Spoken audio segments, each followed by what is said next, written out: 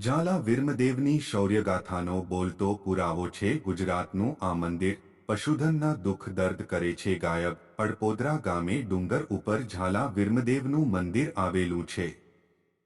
વીરમદેવના મંદિરે આસપાસના જિલ્લાઓ સહિત રાજસ્થાન અને મહારાષ્ટ્રથી ભાવિક ભક્તો નિયમિત દર્શન કરવા આવે છે। ગૌ માતાના રક્ષણ માટે ભારત વર્ષમાં સૌથી જાણીતું નામ ખેડા જિલ્લામાં ફાગવેલના ભાથીજી મહારાજનું આવે છે। તેમણે વિક્રમ સંવત 1100માં મુગલ સલ્તનત સામે પોતાનું માથું કપાવી ગૌમાતાનું રક્ષણ કર્યું હતું। તેનાથી પણ જૂનો ઇતિહાસ સાબરકાંઠામાં હિંમતનગરના અડપોદરા ગામનો છે, જ્યાં વિક્રમ સંવત 1542માં ઝાલા વીરમદેવે ગૌ માતાના રક્ષણ માટે પોતાનું જીવન સમર્પિત કરી દીધું હતું। વર્તમાન સમયમાં ગૌમાતા સહિતના પશુધન અને કોઈ પણ વ્યક્તિને તકલીફ થાય કે કોઈ સમસ્યા આવે તો ભાવિકો પોતાના દુઃખ દર્દ ઝાલા બાવજીના મંદિરે આવી દૂર કરે છે। હિંમતનગરમાં અડપોદરા ગામે ઝાલા વીરમદેવનું મંદિર સાબરકાંઠાના હિંમતનગરમાં અડપોદરા ગામ આવેલું છે।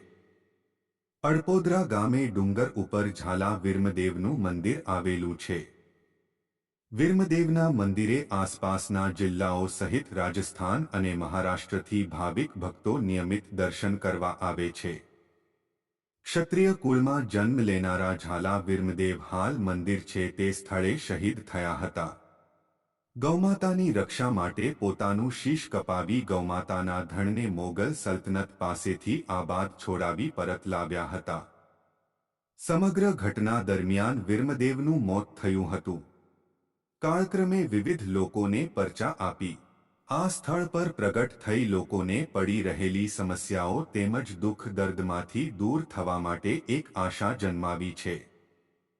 હિંમતનગર સહિત આસપાસના મોટાભાગના વિસ્તારોમાં ઝાલા વીરમદેવની પ્રસિદ્ધિ અનોખી છે।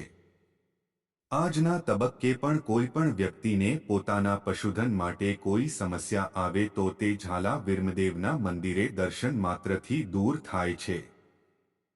હાલ મંદિર છે તે સ્થળે શહીદ થયા હતા ઝાલા વીરમદેવ સામાન્ય રીતે માનવ જીવન દરમિયાન કોઈ પણ વ્યક્તિને પોતાના ખેતી તેમજ પશુપાલન પ્રત્યે વિશેષ લાગણી તેમજ ભાવ રહેલો હોય છે, ત્યારે આજની તારીખે પણ પશુધનને કોઈ તકલીફ કે સમસ્યા આવે તો તે વીરમદેવના મંદિરે ખાસ હાજરી પુરાવા આવે છે। વીરમદેવના દર્શન માત્રથી પશુધનમાં આવેલી સમસ્યા દૂર થાય છે।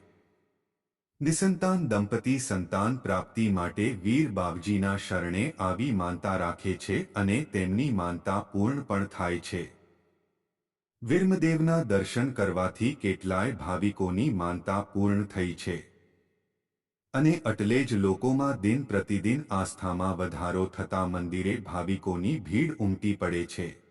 ભાથીજી મહારાજથી પૂર્વે ગૌમાતા માટે જાનની બાજી મંદિરે સદાવ્રત પ્રવૃત્તિઓ કરવામાં આવે છે, જેથી આસપાસના વિસ્તારો તેમજ અન્ય જિલ્લાઓ રાજસ્થાન અને મહારાષ્ટ્રથી આવનારા લોકો માટે મહત્વરૂપ બની રહેલા મંદિરે સુવિધા મળી રહે છે। લોકો પોતાની માનતા પરિપૂર્ણ થતા વીરમદેવના દર્શને આવી વિશેષ અનુભૂતિ કરે છે।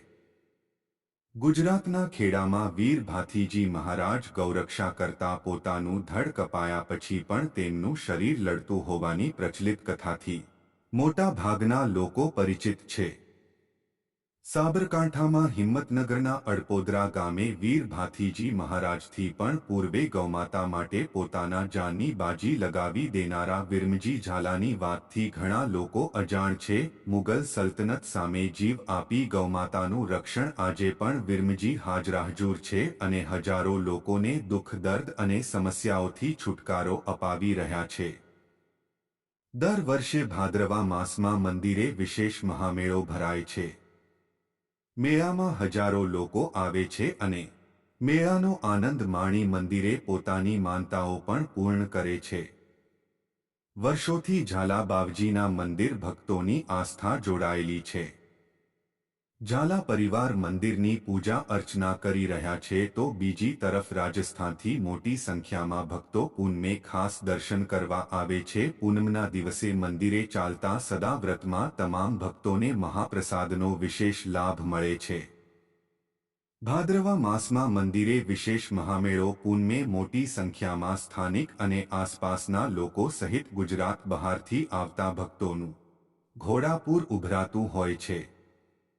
ભક્તો પોતાની મનોકામના પૂરી થતા દાદાને દર્શને આવી શ્રીફળ, ઘી અને અગરબત્તી ચડાવે છે. ગૌરક્ષા માટે પોતાના જીવનું બલિદાન આપી દેનાર હજરાહજુર વીર વિરમદેવ ભાવિકોની મનોકામના પૂર્ણ કરે છે અને લોકોના દુઃખદર્દ દૂર કરે છે. ભાવિકો પોતાની શ્રદ્ધા આસ્થા સાથે મંદિરે આવી વિરમદેવના દર્શન કરી વિશેષ અનુભૂતિ કરે છે. અગત્યની સૂચના: અહીં આપેલી માહિતી માત્ર માન્યતાઓ અને જાણકારીઓ પર આધારિત છે અને ઇન્ટરનેટ અને ન્યૂઝપેપરના માધ્યમથી લેવામાં આવી છે. અત્રે એ ઉલ્લેખ કરવો જરૂરી છે કે અમારી ચેનલ કોઈ પણ પ્રકારની માન્યતા અથવા જાણકારીને સમર્થન કરતા નથી. અમે તેની પુષ્ટિ પણ કરતા નથી. કોઈ પણ જાણકારી અથવા માન્યતાને લાગુ કરતા પહેલા સંબંધિત નિષ્ણાંતની સલાહ લેવી જરૂરી છે. અને તમે જે વિડિયો જુઓ છો તે હિન્દુ પૌરાણિક કથાઓ, પ્રાચીન હિન્દુ ગ્રંથો અને લોકવાર્તાઓથી પ્રેરિત છે. આ વિડિયો હજારો વર્ષ જૂના માનવામાં આવતા ધાર્મિક ગ્રંથો પર આધારિત છે. મહેરબાની કરીને નોંધ કરો કે અમારો હેતુ કોઈ ચોક્કસ વ્યક્તિ, સંપ્રદાય અથવા ધર્મની લાગણીઓને ઠેસ પહોંચાડવાનો નથી. અમારો વિડિયો પસંદ આવે તો લાઇક, શેર, સબસ્ક્રાઇબ કરજો. ધન્યવાદ મિત્રો.